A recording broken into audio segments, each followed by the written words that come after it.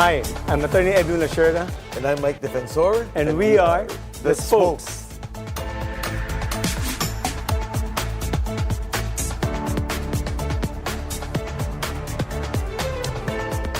From the palace halls then to our group chats now, We will be giving you conversations that will make you think and assess. so that you could come up with your own personal opinion.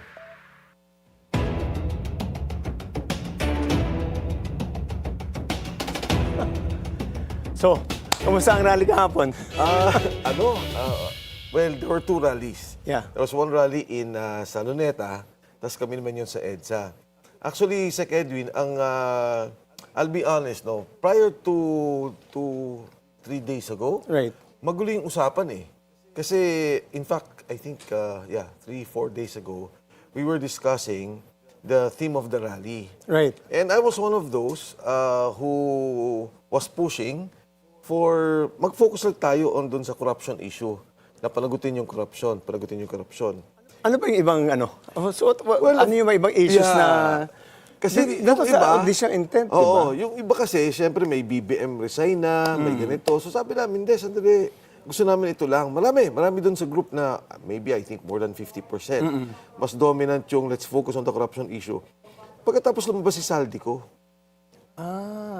So, marami. Bigla, ako, one of those, na teka lang, iba na to. Itong sinabi ni Zaldy Co, kasi sa akin, sabi ko, Sec Edwin, medyo naging, what do you say, parang naging personal sa akin yung issue in a sense na because Gutesa came out first. Right.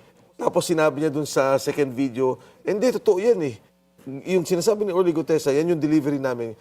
Kaya naging iba na. So when you say nag-iba na to, pati ikaw, ang Pati feeling mo ako. hindi na to transparency lang ang ano? Yes, ang hindi na to pag-usapan. corruption. So ano naging, where did you, saan pumalo ang issue? Ngayon nag-agree na lahat. BBM resign.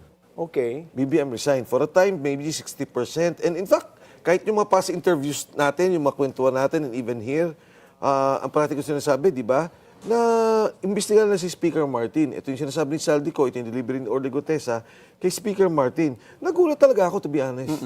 Na all of a sudden, Zaldy Co was already talking about, eto na, ito yung ginawa ko, ito yung pera. So, nag-iba na.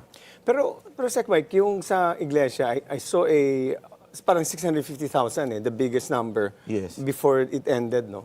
Pero sa PPM, may nakita kong video sa medyo manipis ang crowd. Totoo. And I heard the INC, hindi na yata nagpadala ng contingent. Even KJC and KJC, parang wala sila. Meron naman, nandun yung mga iba-ibang groups but syempre yung dominant na supposedly yung KOJC, INC, yung sinasabi nila. Meron naman, pero hindi naman talaga ganun siya kalaki na crowd. Correct. From yesterday. From your estimate, how many was the total number? Hindi ako sigurado eh, pero nung nakausap ko yung mga media, sabi ko, ano bang tingin ninyo? Parang sabi, at that time, no, peak na yun, siguro mga What time was the peak? 5:30, I would think. Siguro sa akin, siguro max 7,000, 8,000. I understand also sa General Pokis applied for a permit today. Parang ganun yata. Yes. So from something to until 10 p.m. Actually, ang permit is only 1 day. Yes. That's why you have to apply for today yata. For or today. nakapag-apply na kayo. My understanding is nag-apply na. Tama, Sec. Nag-apply today, kagabi ata. Correct. Nag-follow up na sila, nagkaroon ng meeting. Malakas ka tayo, Quezon City ka. No, I think in fairness to General San Diego, professional naman yan and the Quezon City government, medyo naman, pinayagan naman nila as long as organized. In fact, nandun yung DPOS, nandun yung mga police, organized naman lahat. Pero Sec, yun nga, the bigger rally was really Luneta. But the question now is, since it's a work day now, so what kind of numbers are you looking at? Considering Sunday was a rest day, Yes. 7,000 came. So what numbers are you expecting on today? I'm not sure, pero I would think it would be bigger than yesterday. Mas malaki tingin ko yung magiging rally bukas. Kasi, di ba, Today and tomorrow? as of now, today muna. Today, you expect a bigger crowd than 7,000 oo. yesterday? Kasi kahapon, nag-uusap kami, ang init talaga ha. Kahapon, napakainit. And then we were discussing, baka pwede mag-dovetail na kami sa Luneta. Pero sabi na hindi. One day pa tayo, then let's assess the next day. Pero ang iglesia is purely, iglesia daw yun, di ba? May news report na the INC, DDS wanted to join the Luneta, they were not allowed. That's why they moved to Liwasang Bonifacio. Tingin ko And then that evening, the DDS supporters moved to People Power Monument daw. Yes, may mga nagdatingan pa rin nung gabi. Hindi naman, I don't think naman na merong binablak ang iglesia. Pero, you can join there and then wag kang, you follow yung kanilang program. Hindi ka pwede magsalita. They have their own program. Right. Yesterday. And of course, hindi ka pwede manggulo kasi very organized din sila. Saan nag-stay yung mga nag-attend sa ano? Kasi alam ko dito sa iglesia, ang report ng Bilyonaryo, they were able to get some accommodation sa mga hotels. Yes. Kayo dito? Ano naman, kung saan naman ang galing. Okay. So just they said there. I think kagabi, siguro malis na ako. Anong oras na? But nandun pa rin yung mga tao. They were having their program. So ngayon, babalik ka? Babalik ako. So exciting yan. Tingnan natin kung anong magiging what do you expect to happen today? Again, it will be a bigger crowd. And ngayon, kasi kahapon talagang hindi kami nagsalita eh. Walang nagsalita kahapon. May mga nagsalita ng mga basic sectors. Right, tapos sa evening, may mga nagsalitang ilang personalities. Pero ngayon talaga yung schedule ng magsasalita na mga, like for example ako, si Kong Kiko, today, sila Harold, today, Respicio. So, ngayon talaga. Pero, ang ramdam ko naman, even amongst nung group, dati kasi parang nagbabalance yan eh. Ngayon medyo naging klaro. So, yun ang importante. The message is clear. BBM is responsible one way or the other. And may BBM resign, may jail BBM, but direkta na. Ito na yung issue. Kasi to be honest with you, I was quite skeptical in our interview with General Pokis. Because I know for a fact kung saan mangyari yung gulo, it would be in EDSA, not in Quirino. Because Quirino was fundamentally a INC event. Yes. And they will not sacrifice their members to do na doon manggagaling yung gulo. That's why nasa EDSA yung identified magiging parang it will stoke whatever needed to be stoked. Tama. So but medyo manipis kahapon. So now that your call is clear, BBM resign, talagang mag-iiba yung ano niyan. So mag-iiba. So you would expect authorities to be mas mamatyagan kayo. Yes. And if you recall, sa Edwin, nung in-explain ko yung EDSA 1, di naman ako, I was very young. How old were Nakikita ko, 15 at the time. Okay. So nakikita ko yung nangyayari. But yung EDSA 2, I was involved. Yes, you were involved. Hindi naman talaga organized immediately eh. Sabi ko nga, nagdatingan yung mga tao, nagsalitaan.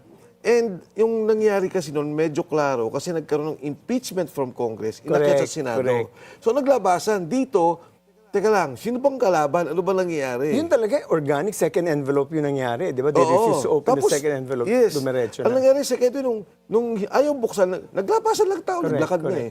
So I think ngayon naman, with Zaldy Co coming out, medyo may ganyan na rin. Kasi nung una, pati ako eh.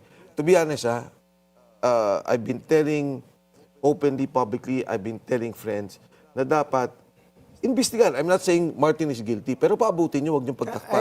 I agree. Dapat may investigation. Oo. Ngayon, with Zaldy Co saying na ito, delivery ko kay Presidente, of course, later on, we'll be discussing ano ba yung angulo niya. Kasi iba rin talaga yung pagsabi niya. Pero now, klaro, na ito organized from the Committee on Appropriations, Speaker of the House, and the President signing the release of the budget. So what's your tenor will change fundamentally from a call to transparency now to BBM resign. So yes, pero according to you, the tenor has changed. Yun na yung magiging direction ng ng grupo. Yun na. Kagabi nung nag-usap kami, gano'n na lahat eh. Yun na talaga ang nila, final eh. Okay. For our next thoughts of the spokes topic, the video expose of Zaldy Co, which was nandito kami noong sa Pinky and I were here. Yung una. Itong kahapon. Kahapon. And nandun ka rin, we were with Karen, di ba? Yes. So then 4 to 6, ako naman with Pinky. Doon nilabas yung part 3. Yes. So nabigla rin lahat, no? So napag-usapan din yung ano niya. The question really is more of kailan ka babalik? Parang yung sa akin yung element na kulang ang testimony because come home and testify because other than that, because all other witnesses have testified, Bryce Hernandez, Alcantara, Bernardo. Yes. So that's the element na parang yung kulang ng whatever threats that you have, no? I'm sure you will be secured one way or the other. come home and testify. Yun ang malakas na, like what Chavit Singson did na, lumabas siya. So yun yung element na sana gawin niya. Alam mo, Sec Edwin, ang isang, okay, nung una, nung lumabas si Gutesa, and in fact, nagkaroon nga ng away, di ba, kahapon, kinuha siya ng Marines to protect him. Which was being denied by the Marines. Marines, okay. Hindi nila pwedeng i-deny. Tahimik lang ako, ayaw ko mag-react. But nasa kanila, nasa MC2, which is the intelligence arm of the Marines. Okay. Which is his mother unit, Correct. nung active pa siya. Ngayon, Are you saying he's still there? I'm not sure. Okay. Hindi ko alam. Ngayon ang nangyari, hindi na siya protected, detained na siya by the Marines. Oh, that wasn't reported in the news. Yes, and now I'm saying it. So he's now in the custody of the Marines. Of the Marines. Hindi ko alam particularly kung institutional to or there are elements in the Marines active. But Alam mo, why Sec is that being Edwin, informed? ngayon lang kami pwede magsalita. Dahil ngayon lang nakuha yung pamilya. Oh, Okay. that's new. Si Paul Estrada, if you recall, sinasabi na natin inilipad sa Chile. Before nilipad sa Chile, when they were in Taiwan, if I'm not mistaken, lumabas si Senator Bato, sinabi niya magte-testify. Senator Bato was talking of Paul Estrada and the wife. Before he left for Chile. Binugbog yung mag-asawa. Okay. Binugbog. Nino? Yun yung claim nung wife. Kasi yung Paul and the wife magkasama and yung wife is pregnant. Okay. Okay. Nung lumabas at nalalabas, or at least nalaman kay Senator Bato na yun ang information, binugbog. So ngayon, lumipad yung mag-asawa sa Chile. And then, si Marcoleta, in this sa Bilyonaryo, said, nasa Chile yan. Nandun na yan, namumonitor namin because iglesia nga yung babae. Correct. Okay. At sa my understanding, bagong convert si John Paul sa iglesia. Ngayon daw, nabugbog ulit. Pero wait, I don't understand. The only one who could, bakit assuming bakit siya ibubugbog my question, sino nagbugbog? Because sino ang magbugbog sa kanya? People who to prevent him from talking. Yes. Ang sabi, ito, kino-quote ko nagsabi may mga active personnel daw, may NBI pa. Okay. Paano nakakatawag yung babae pag nagkakaroon sila ng church services? Nakikiram ng phone. Tumatawag daw through messenger. And I've seen some of the messages. Ngayon, ang sabi pa ng babae, meron kaming Philippine passport, pero hindi namin alam ang pangalan namin. Kinonfiscate nila. So how were they able to fly out of the country without a passport? Initially, they were using their own passport. But you thought it was confiscated? Confiscated by those holding them. All right. Okay. So that was when they were here. So how were they able to fly out? Lumipad ata sila, meron silang hawak na passport, no? Pero I think they were anticipating already na baka pa-cancel yung passport nila in lieu of the investigation. Basta ang clear na sinabi ng babae. Wait. That's pretty difficult to... You're suggesting you're not stating that the passports were confiscated. So if they were confiscated, there's no reason for whoever confiscated to return it, and therefore they might have flown out of the country using a forged passport because you can only have one passport. Clarify ko, yung kumuha ng passport nila, yung may hawak sa kanila. Because the term used was confiscate. Yes, kinonfiscate daw. So let's say lumabas tayong dalawa, pagdating natin sa ibang bansa, kinuha ko yung passport mo. So hindi ka pwedeng umalis, Correct. hindi ka pwedeng mag-travel. Yun daw nangyari. Wait. Ginamit nila yung passport nila. Ano ba yan? Visa-free ba ang Chile?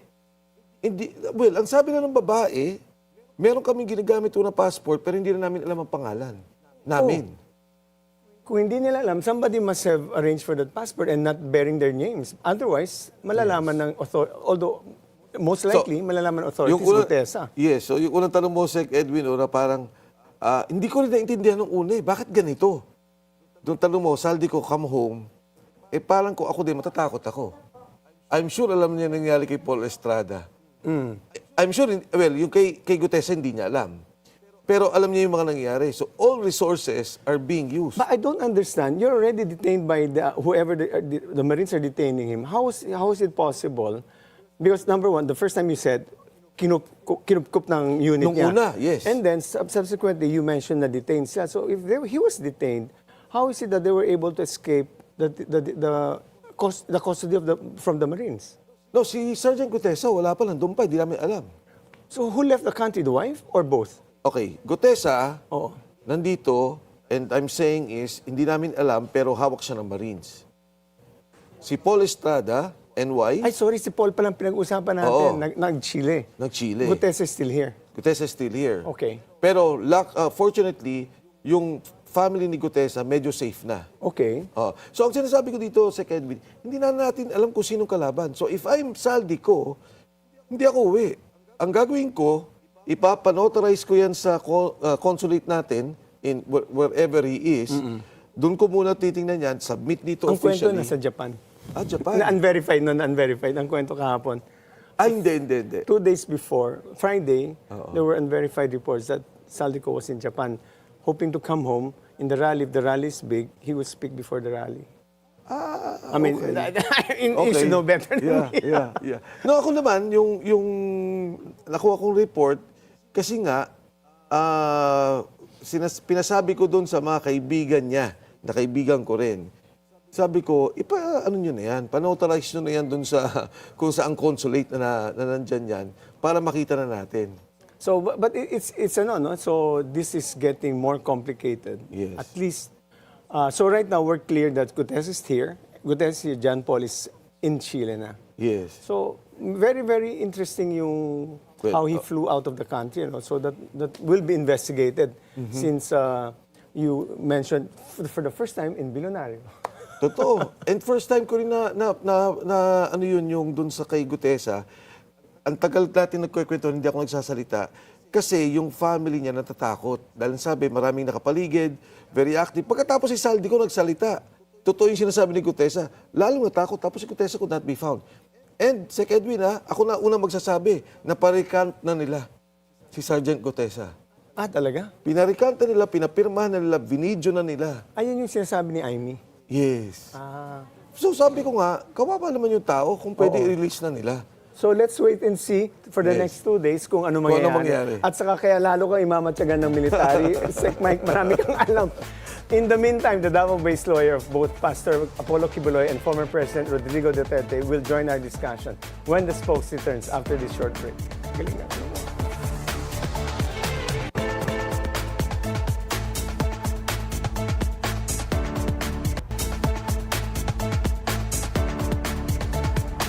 And the spokes is back. Joining us is seasoned lawyer, law professor, and crisis manager of Mindanao's Who's Who, Attorney Israelito Torreon. Israelito Torreon, maayong buntag bay.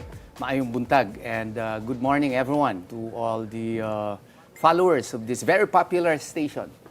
Alam mo ano to, si Atty. Torreon is the lawyer of Davao. Lahat ng Yes, mga... sabi nga, Who's Who eh. Oo, Hindi naman. lahat ng mga... Ang dami tong case ngayon na puro...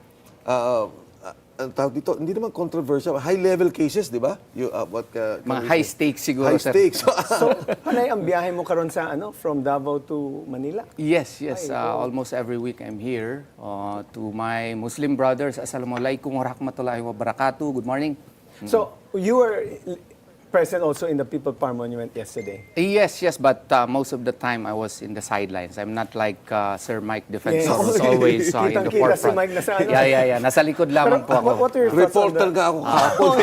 What are your thoughts on the rally yesterday? Well, insofar as INC is concerned, they are really a force to reckon with, and the massive and mammoth presence of the crowd speaks a lot of the force by which INC holds in our society. And yun nga lang, dito naman sa kabila, malaki rin we had to contend with, to be honest with you, with the internal dynamics of the different organizations. Within. Yeah, within, and we had to exert efforts in order to unite them, and by the blessings of Allah subhanahu wa ta'ala, the last minute it was achieved. Yeah, it was achieved. Sec Mike mentioned that that KJC was also part of or the people who were supposed to be present, how big was the contingent of KOJC? I was not able really to count how many actually went, but it would be hypocrite on my part not to admit that we support, or KOJC does not support the issues. No? But frontally, it's not really involved in the planning, etc. Oh, because sabi ni General Pokis kasi kasama, di ba, nag-interview dito. Pero ang nakita ko kagad nung afternoon, early afternoon, even before 4 o'clock, nandun sila sa harapan. And they stayed on until gabi, ng KOJC. They flew all the way. Most of the members are in Mindanao. So They also have members in...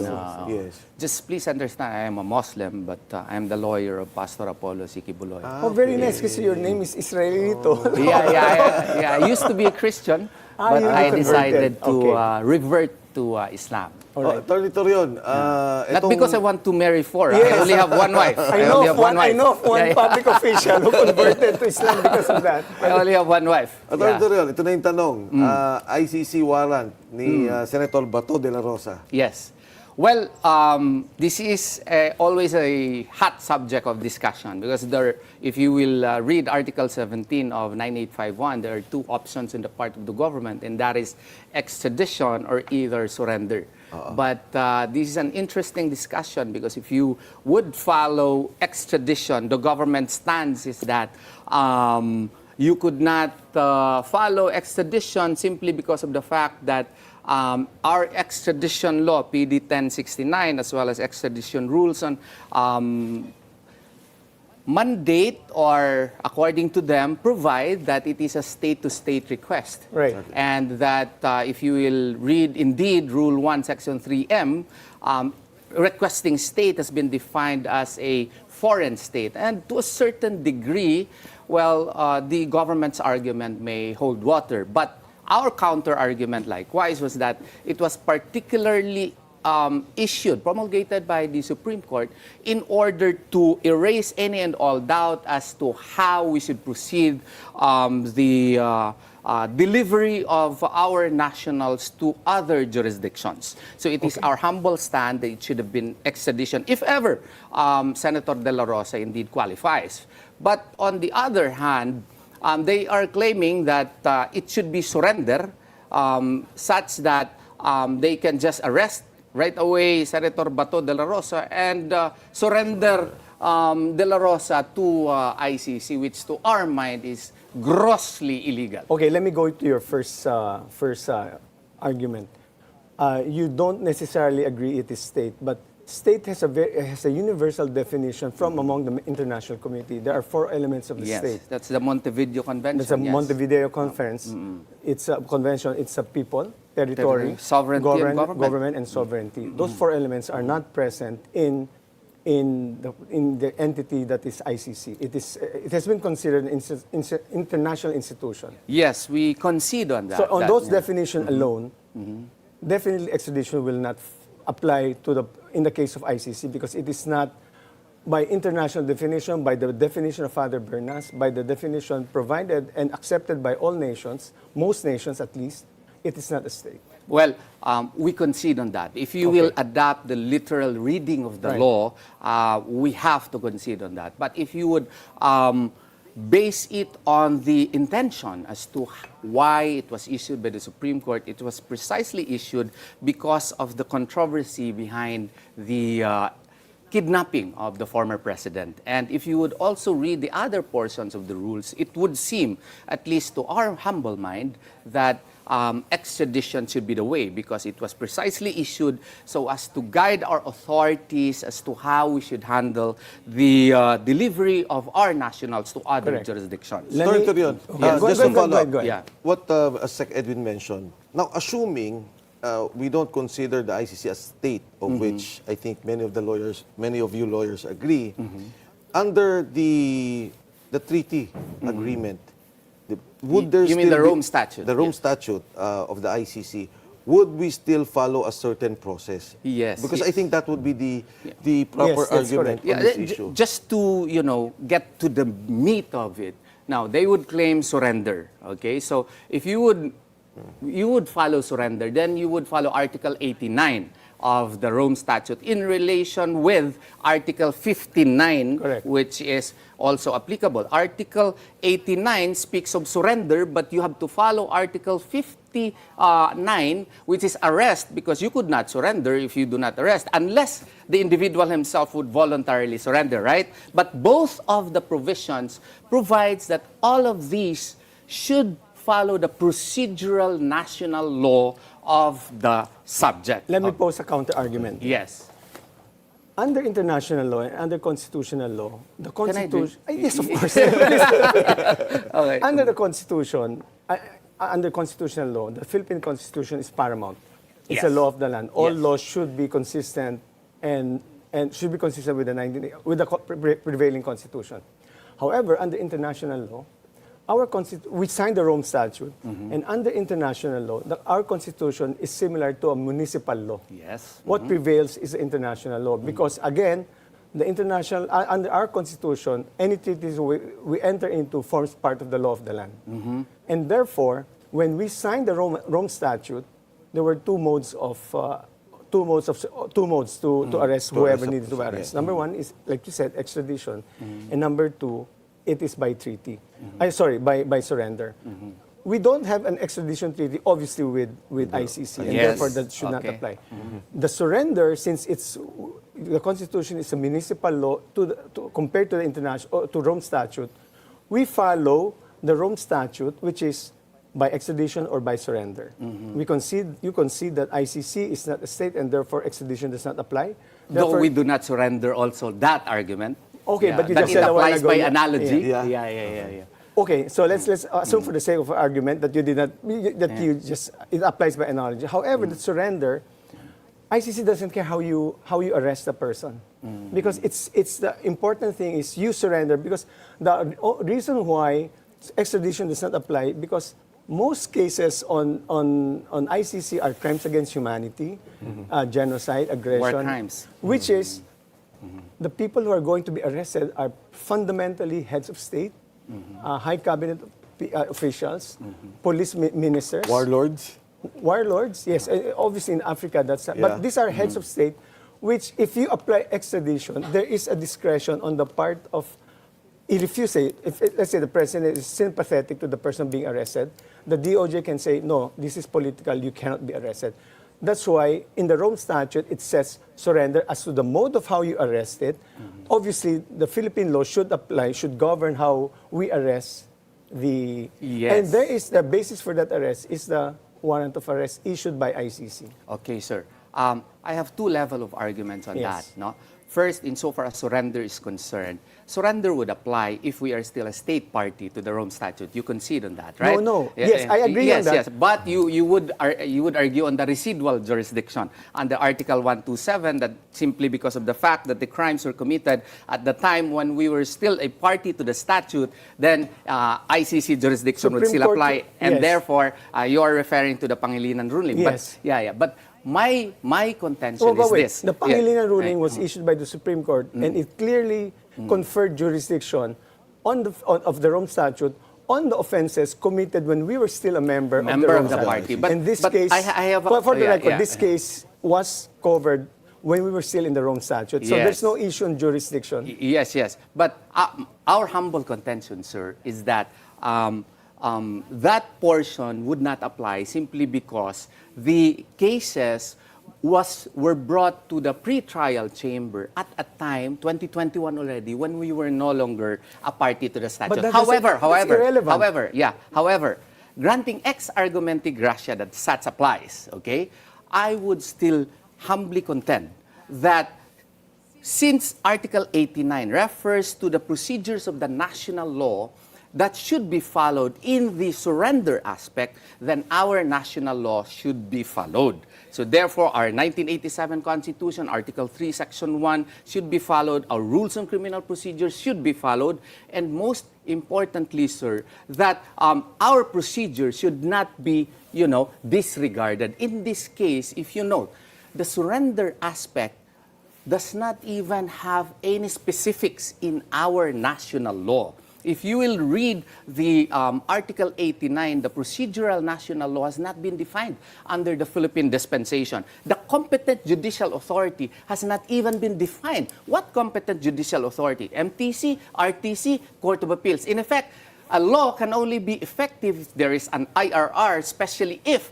there is a criminal penal provision on the matter. So, on our part, we argue that the surrender aspect does not apply in our case, not only because of the fact that we are no longer a state party to the Rome Statute, but granting ex argumente gratia that we do not have the IRR yet to effectuate how we will implement surrender. Quick question lang. Yes. So, Atty. Torreon, you mentioned all of that. I understand the point of Sec. Edwin and what the points you're raising. But in the arrest of Duterte, the Supreme Court never said anything about what you're saying. No, it's still pending. I was the lawyer in that Pending case. pa. Wala pang kaso. That's why this is all okay. I've been No, but filing when my they- 6 na. I have 6 motions already for the They issued issuance now of a the process, di ba? PRO. They issued now a process. No, that's on that. for No, extradition. that's For extradition. extradition. That's for extradition. But insofar as surrender is concerned, you should concede that there is no IRR yet.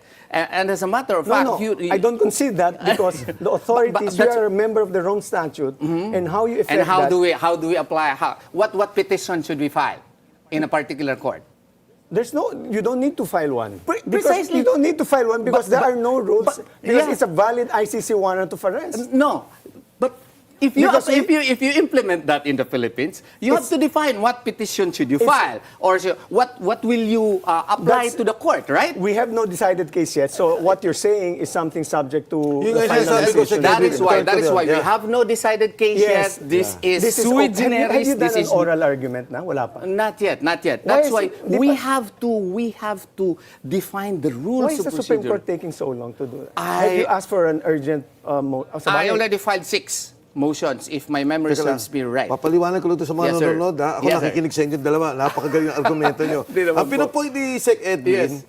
meron ng covered to, may international law, and therefore, sabi niya, nung arrest, because we submit to that treaty at the time and covered by jurisdiction, so yun yung nangyari. Sabi na Atty. Torreon, hindi. Assuming, for example, ganito yung nangyari, hindi pa rin sakop yan, sinasabi niya, may proseso pa rin. Kaya nung tinanong ko, sabi ko, ba't hindi na-decide? Sabi, wala pa. So, yun nangyari. oh. Okay. Ang problema kasi dito, yung kampo nila, sir, is that sabi, dapat arestuhin and then i-surrender. Ang problema kasi, bago mo yun gawain, kailangan yung ating mga otoridad magpalabas ng mga rules. Oh, ganito ha, pag madakip mo, ito ang petition na i-file mo. Dito sa korte na ito, kasi competent judicial authority yan eh. Kung hindi yan naka-define, maski sa Court of Appeals, pwede mo i-file. Anong mga legal process mo? Under Article 59, Section 2, Paragraph B, the person arrested in accordance with the proper process. The proper process in the Philippines has not yet even been defined. Yun ang issue pinaglalaban ni Atty. Torreon. Yes. Naging Pero fate- last argument ko yan, ha? Last argument ko yan. Fate accompli na kasi ang nangyari. In fact, was it you or Atty. Panelo who filed that? I was the first one who filed it PRO. I was the one who filed it. Naalala mo yung nagnotaryo na ako sa gilid ng daan kasi wala yes, yes. Oh, yun. Naabutan namin yung 5 o'clock. We were able to file it at 4:42. So, yun. Tapos may 3 petition the next day. That is why, as in the eyes of ICC, it was a voluntary surrender That's by right. the state. Yes, that's right. To So this Which is issue, what Sec. Boy was saying during the This committee hearing. issue- Which is- is very controversial because Lacanilaw himself, sabi doon sa what you call this form, has the respondent been delivered to the proper to the competent judicial authority. Alam mo anong sagot niya doon? No. Sabi niya no. So dito mag-agree kayong dalawa, Sec. Edwin at Atty. Torreon, na pag hinuli si Bato, since wala pang rules on this, at Illegal sinurrender yan. siya, pero pwede. Ha? Hindi. Illegal yan. Tama. Hindi. Your Your position is position is illegal. Illegal Pero, yan. Oo. there's no rule, but I think Supreme Court, sigurado may mag-issue mag-a-apply ng TRO yan. Yeah, pero nga, sa ngayon, aaktuhin na ng Supreme Court. aaktuin na. May application na ako for TRO. Ayun boss. ang pala eh. Oo, may application na ako for TRO. I'm hoping the Supreme Court would act on it. Tapos sabi ni Teka, Ombudsman Rimulya. Ulitin ko. Di ba kay Presidente Duterte, Duterte, may nag-file din ng kayo Ako din, yun. at Oo, yun, Atty. ako yun. Torreon. Opo. So pag-file, nahuli, sinurrender, di, mutin academic na naman ang mangyayari. Hindi. No, I mean, we were able to file it beforehand. So therefore, the issue is before us, okay? So you could not say it's moot and academic because we filed it ahead of time. Hindi ako nagja-judgment. It's fait yeah. accompli. It's fait accompli. Fait accompli. Fait accompli siya. Hindi lang napakinggan yung ng Supreme Court, yung TRO, kaya nakalipad si Pangulong. O kanina pa nagsisulit sa atin, magkagagaw tayo. Ganda ng discussion dito. The Duterte supporters spent months, kisalyo muna tayo, spent months demonizing Zaldy Co when he attacked VP Sara on the confidential funds. So why are the same people now praising him as a truth teller? So, but before you answer this, Atty. Torreon, and Sec Mike, the spokes will be back after this short break.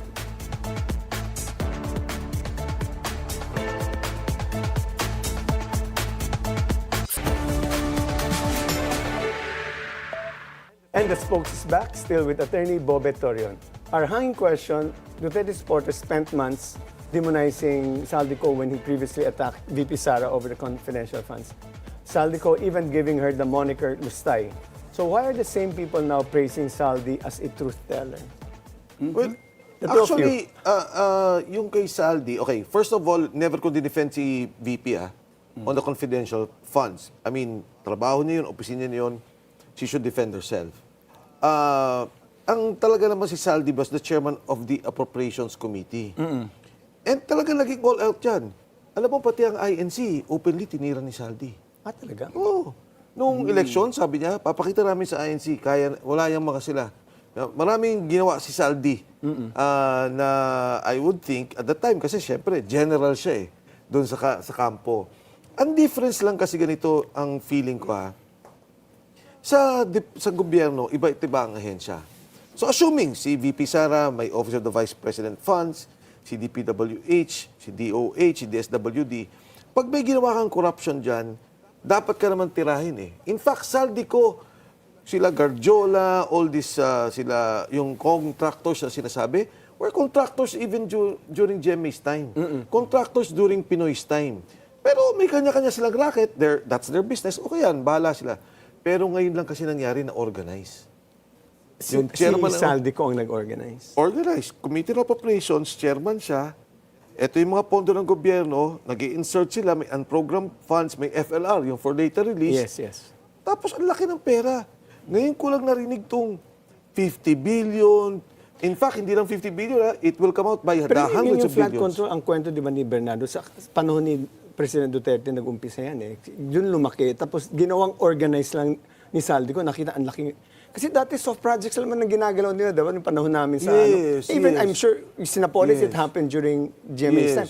These are soft projects. Yung kay Napoles, kay Zaldy, infra talaga yan. Infra contractor siya talaga nung panahon pa So talagang naging mas malawak yung, maybe it was more lucrative pala. Hard project is always mas mahal talaga. Tsaka ang natamaan nila, yung flood control, kasi walang audit, ang daling mawala. Yung dredging, whatever. Madali itago. Ano mo, yun yung galit din ni Pinoy, yung kinancel yung kontrata with the Dutch, kasi yung Laguna, dinedredge siya. Nakita namin, dinedredge ng company, dito, yung dinedredge, nilalagay sa other side of Laguna, di ba Kaya pinakancel yung contract. So, you're correct. Walang audit. Walang audit. Kaya, yun tingin ko yung difference. Kaya, bakit yung, sabi, Inday Sara supporters dati galit kay Zaldy, ngayon pinipraise si Zaldy.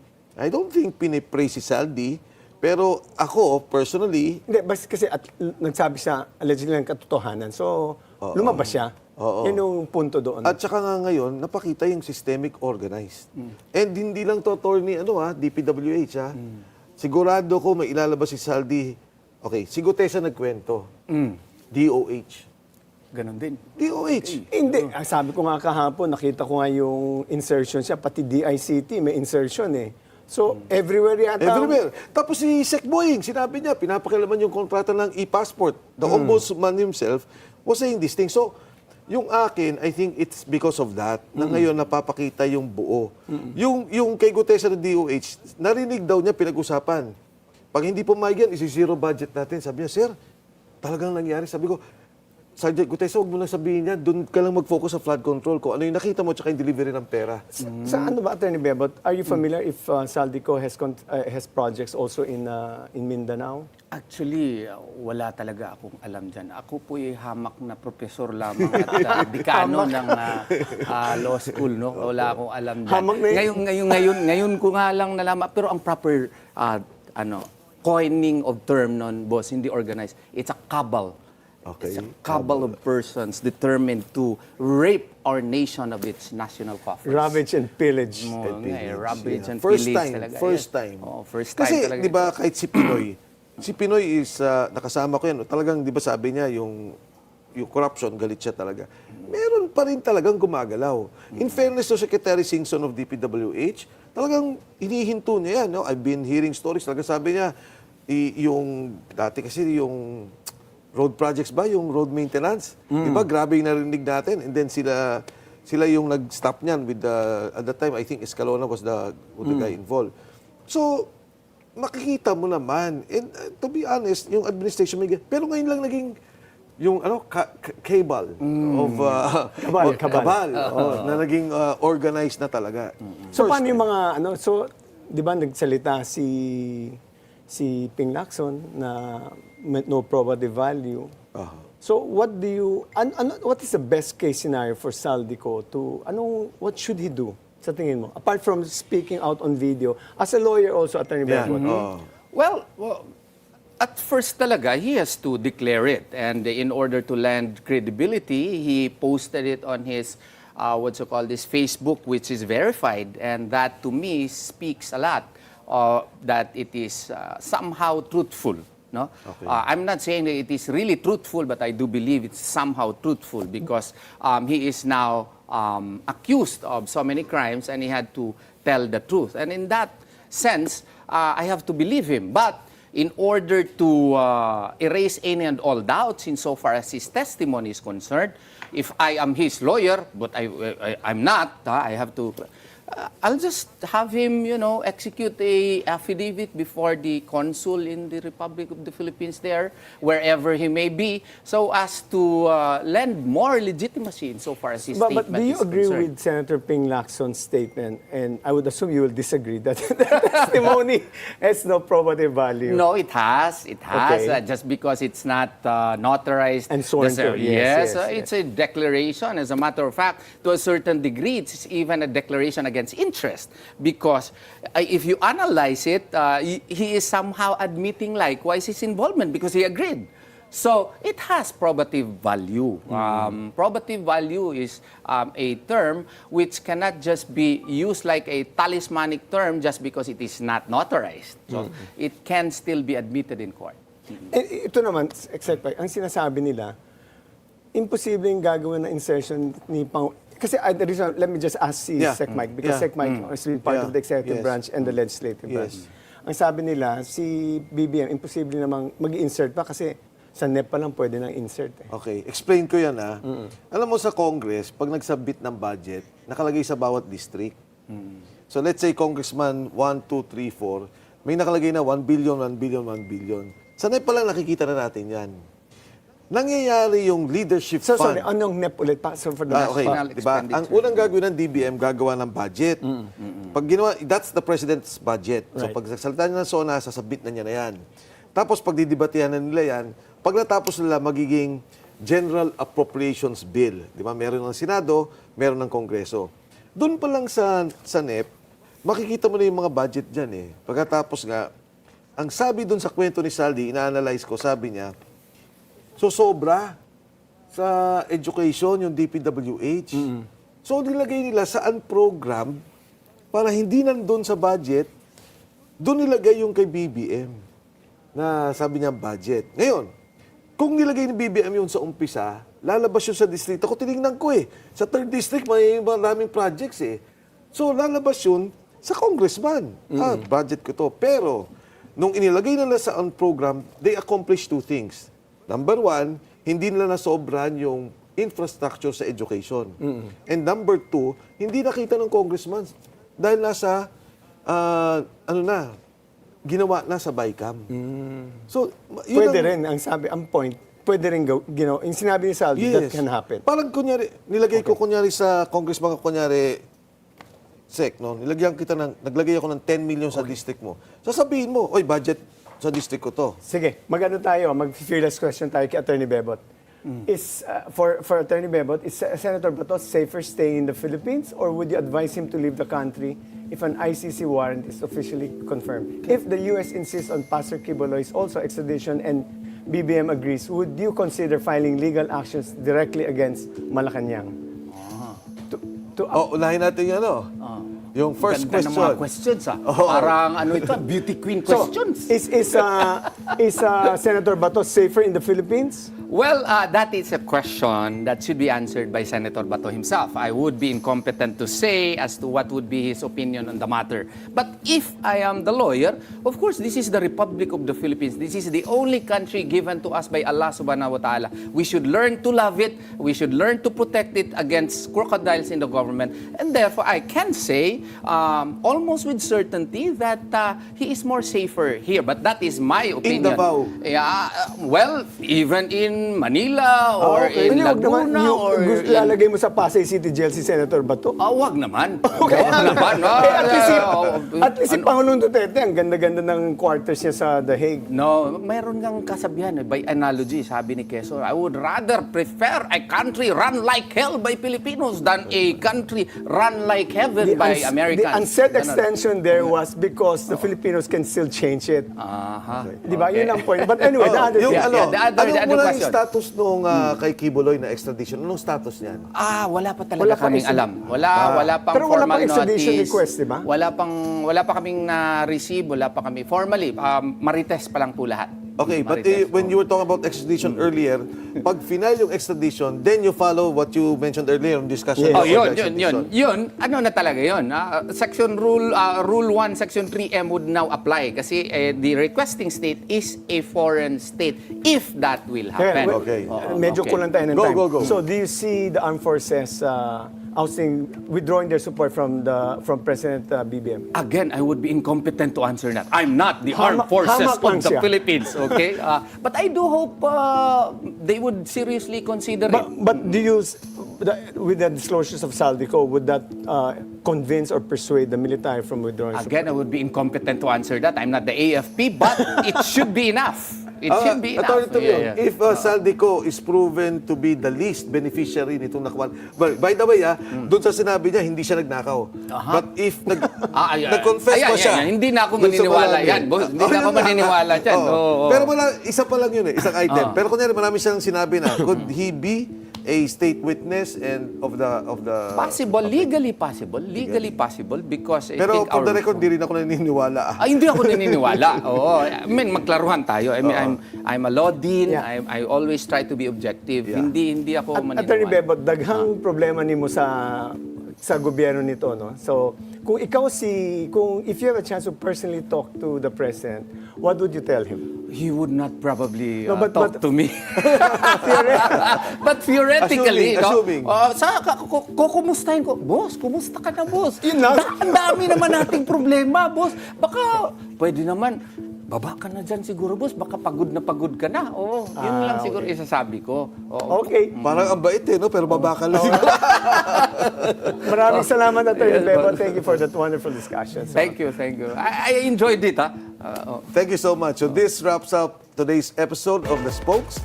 For now, don't settle for just one side of the story. because every issue has two perspectives and the truth may be somewhere in between. I'm Mike Defensor. And I'm Attorney Edwin Lacierda.